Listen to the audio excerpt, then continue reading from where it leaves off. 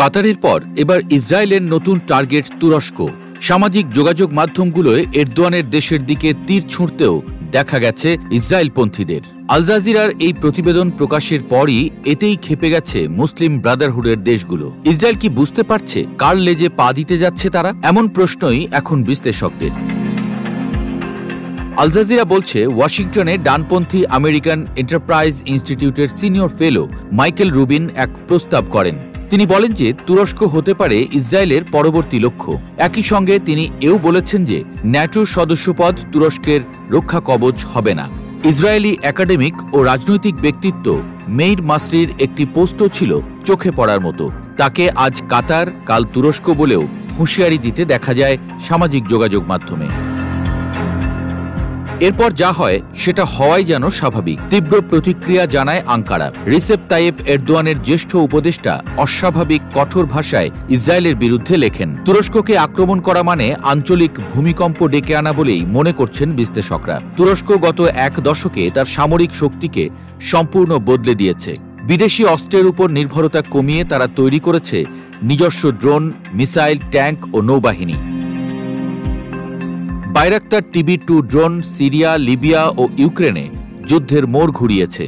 এর বড় সংস্করণ আকিন্সি বহন করতে পারে ক্রুজ মিসাইল ও হেভি বোমা, আকাশে একেবারে ভাসমান বোম্বার।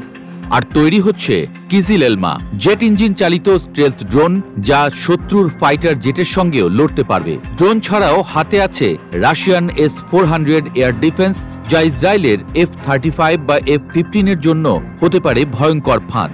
দেশীয়ভাবে তৈরি SOM ক্রুজ মিসাইল ও হাইসার এয়ার ডিফেন্স যোগ করেছে বাড়তি শক্তি। ব্লু হোমল্যান্ড ডক্ট্রিনের অধীনে তুরস্ক এখন সমুদ্রেও আধিপত্য বিস্তার করছে। TCG আনাদোলু বিশ্বের প্রথম ড্রোন ক্যারিয়ার যুদ্ধজাহাজ তাদের নৌবাহিনীতে যুক্ত হয়েছে।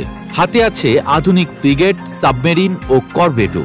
আর স্থলবাহিনীতে তারা ন্যাটোর দ্বিতীয় বৃহত্তম সেনাবাহিনী, যাদের বাস্তব যুদ্ধের অভিজ্ঞতা বিশাল।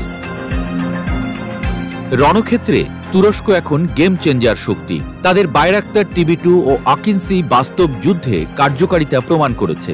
অন্যদিকে ইসরায়েলের হাতে উন্নত হারমেস ও হেরন ড্রোন থাকলেও এগুলো ব্যয়বহুল এবং সংখ্যায় সীমিত।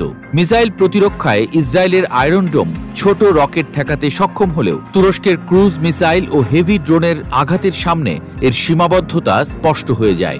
সমুদ্র শক্তিতেও তুরস্ক এগিয়ে। আধুনিক সাবমেরিন ও ক্যারিয়ার ক্লাস জাহাজ তাদের নৌবাহিনীকে ইসরায়েলের তুলনায় অনেক শক্তিশালী করেছে। আর স্থলবাহিনীর ক্ষেত্রে ন্যাটোর দ্বিতীয় বৃহত্তম সেনাবাহিনী হওয়ায় তুরস্কের সৈন্য সংখ্যা ও বাস্তব যুদ্ধের অভিজ্ঞতা ইসরায়েলের তুলনায় অনেক বেশি। ইসরায়েলের সেনারা প্রযুক্তি নির্ভর হলেও দীর্ঘস্থায়ী যুদ্ধে তারা চাপে পড়ে যেতে পারে।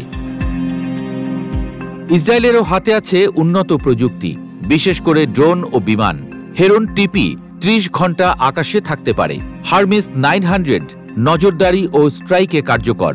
আর হারপুন কামিকাজে ড্রোন রাডার বা এয়ার ডিফেন্স ধ্বংসে মারাত্মক। তাদের সবচেয়ে বড় শক্তি American F-35 lightning II stealth fighter jet. তবে সেনাবাহিনীর আকার ছোট, রিজার্ভের উপর নির্ভরশীল। নৌবাহিনীতে কিছু করভেট ও সাবমেরিন থাকলেও তুরস্কের ব্লু হোমল্যান্ড কৌশলের সামনে সেগুলো তুলনামূলক দুর্বল বলেই মনে করছেন বিশ্লেষকরা। কাতারকে সহজ টার্গেট বানাতে পেরেছিল ইসরায়েল, কিন্তু তুরস্ক একেবারে অন্য কাহিনী। এরদোয়ানের দেশ আকাশ, সমুদ্র ও স্থল সব জায়গায় শক্তিশালী। তাই তুরস্ককে আক্রমণ করা মানে শুধু এক দেশের বিরুদ্ধে নয়, বরং পুরো অঞ্চলে ভয়ঙ্কর ভূমিকম্প ডেকে আনা।